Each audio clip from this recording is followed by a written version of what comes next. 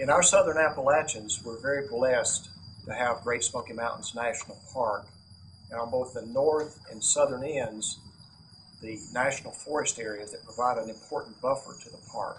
So we have well over 1 million acres to visit and enjoy, but it's important that we coexist with the animals that live there. So what do people see and how do they come to visit the national park and the national forest?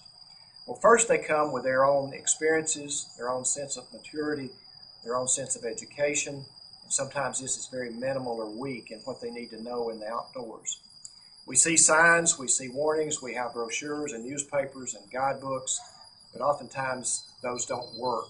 And so we all need to be more vigilant and careful as we encounter wild animals and what we do to impact their living in their home, because we're only infrequent visitors.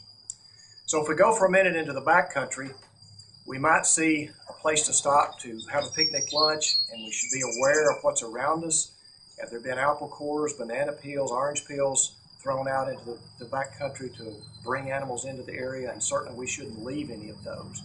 And I always feel it's important when stopping in the backcountry to sit in a small group where everyone has a viewpoint. In a small group of 2 people, then you sit back to back so you have a 360-degree view around you. You're not going to have an animal come in and surprise you. So oftentimes when that happens, people get up and run away from their food source, and that leads to feeding the animals in the backcountry. When we go into parks, we see signs that warn us of these things, but oftentimes we're so caught up in the moment that we ignore them.